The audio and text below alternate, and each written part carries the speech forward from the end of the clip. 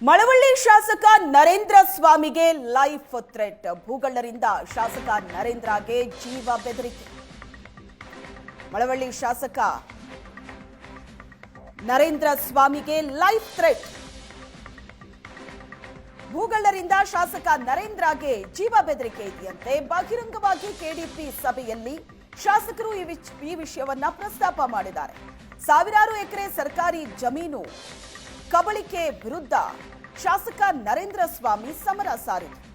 ಶಾಸಕರ ಹೋರಾಟದಿಂದ 800 ಎಕರೆ ಭೂಮಿ ವಾಪಸ್ ಪಡೆಯಲಾಗಿತ್ತು. ಇದರಿಂದ ಶಾಸಕ ನರೇಂದ್ರ ಸ್ವಾಮಿಗೆ ಜೀವ ಬೆದರಿಕೆ ಹಾಕಲಾಗಿತ್ತು.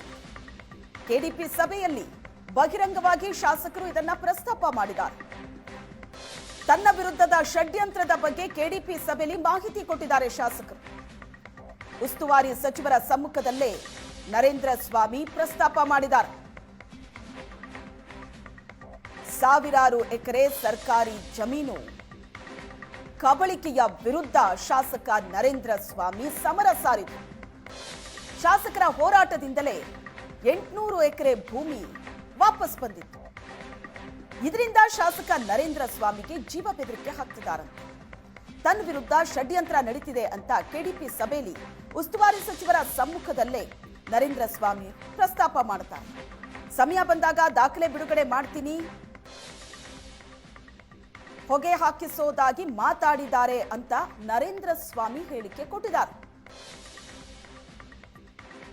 ಹೊಸ ವಿಚಾರ ಇರಲ್ಲ, ನಾನು ಅದನ್ನು ಮುಚ್ಚಿಟ್ಟಿದೆ. ಭಾಳಷ್ಟು ಜನ ಈ ವಿಚಾರದಲ್ಲಿ ತಮ್ಮದೇ ಆದಂಥ ಒಂದು ತೀರ್ಮಾನದಲ್ಲಿದ್ದಾರೆ. ಬಟ್ ಅದಕ್ಕೆಲ್ಲ ನಾನು ಎದುರೋನೂ ಅಲ್ಲ, ಅಂಜೋನೂ ಅಲ್ಲ, ಪ್ರಶ್ನೆ ಬೇರೆ. ನಾನೇನು ಅದಕ್ಕೋಸ್ಕರ ಇದು ಮಾಡೋದಲ್ಲ. ಅವ್ರು ಹೇಗೆ ಏನೇನು ಮಾತಾಡಿದ್ದಾರೆ ಮತ್ತೊಂದು ಅದೆಲ್ಲ ನನ್ನ ಹತ್ರ ಒಂದು ದಾಖಲೆ ಇದೆ. ಸೂಕ್ತ ಸಮಯದಲ್ಲಿ ಅದನ್ನೆಲ್ಲ ಬಿಡುಗಡೆ ಮಾಡ್ತೀನಿ, ಆ ಪ್ರಶ್ನೆ ಬೇರೆ. ಅದಕ್ಕೇನು ನಾನೇನು ಬೇರೆ ವಿಚಾರ. ಆದರೆ ಒಂದು ನಿರೂಪಣೆ ಆಗಿದೆ. ನಾನೇನು ಆರೋಪ ಮಾಡಿದ್ದೆ ಅದನ್ನು ಜಿಲ್ಲಾ ಮತ್ತು ರಾಜ್ಯದ ತಂಡ ತನಿಖೆ ಮಾಡಿ ಭೂಗಳ್ತನ ಆಗಿರೋದನ್ನ ಒಂದು ಹಂತಕ್ಕೆ ಪೂರ್ಣ ಪ್ರಮಾಣದಲ್ಲಿ ನಿರೂಪಣೆ ಮಾಡಿಲ್ಲ. ಒಂದು 50% ಹತ್ರಕ್ಕಾರು ಬಂದಿದ್ದಾರೆ. ಇನ್ನೂ ಇದೆ, ಅದರಲ್ಲಿ ಫೇಕ್ ಡಾಕ್ಯುಮೆಂಟ್ ಕಥೆಗಳು ಇದಾವೆ. ಪೌತಿ ಖಾತೆಗಳ ವಿಚಾರಗಳು, ಇದು ಪೌತಿ ಆಗಿರೋರ ಜಮೀನುಗಳು ಕೂಡ ಖಾತೆ ಹೋಗಿದ್ದಾವೆ.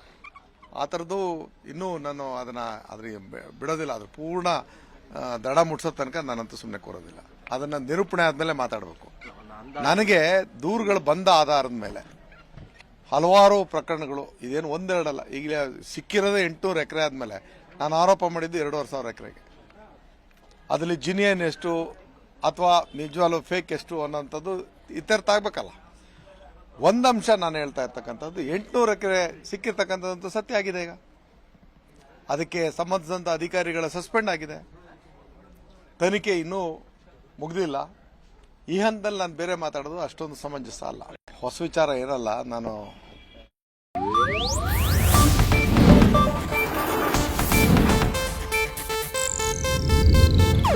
ಇದು ಏಷ್ಯಾನೆಟ್ ನ್ಯೂಸ್ ನೆಟ್ವರ್ಕ್ ಪ್ರಸ್ತುತಿ.